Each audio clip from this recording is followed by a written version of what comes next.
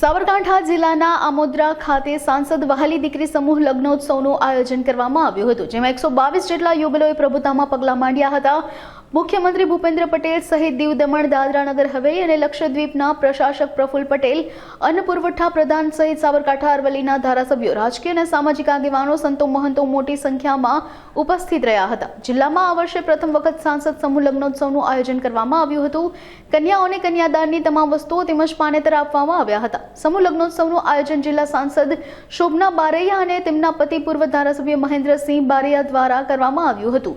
સમૂહ લગ્નોત્સવમાં કોઈ પણ પ્રકારની અવ્યવસ્થા ન સર્જાય તેવું આયોજન કરવામાં આવ્યું હતું। મુખ્યમંત્રી ભૂપેન્દ્ર પટેલ દ્વારા તમામ નવયુગલોને આશીર્વાદ આપવામાં આવ્યા હતા। આજે આમોદરાની પાવન ધરતી ઉપર 122 દીકરીઓના સમૂહ લગ્નોત્સવનું આયોજન અમે કર્યું છે। એમાં આપણા ગુજરાત રાજ્યના મુખ્યમંત્રી શ્રી ભૂપેન્દ્રભાઈ પટેલ સાહેબ પણ આશીર્વાદ આપવા આવ્યા હતા। આપણા દીવ દમણ દાદરા નગર હવેલી અને લક્ષદ્વીપના પ્રશાસક શ્રી પ્રફુલભાઈ પટેલ સાહેબ તથા તમામ ધારાસભ્યશ્રીઓ, જિલ્લા પંચાયતના પ્રમુખશ્રીઓ, સમાજના આગેવાનો, સર્વ સમાજના આગેવાનો સૌએ હાજર રહી આ સમૂહ લગ્ન સફળ થાય એના માટેના પ્રયત્નો કર્યા હતા।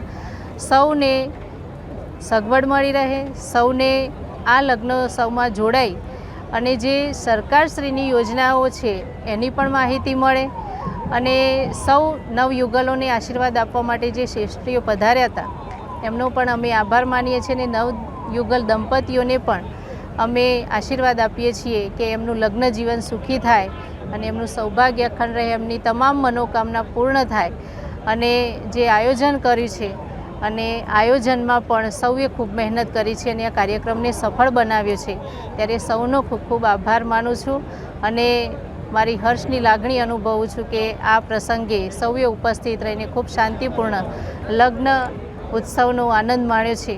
અને સૌ પત્રકાર મિત્રોનો પણ આભાર માનું છું કે આપે જે આ સમાજનું ઉત્તમ જે કાર્ય છે એને જન જન સુધી પહોંચાડીને લોકોમાં જાગૃતતા આવે એના માટેના પણ આપે કાર્યો કરે છે।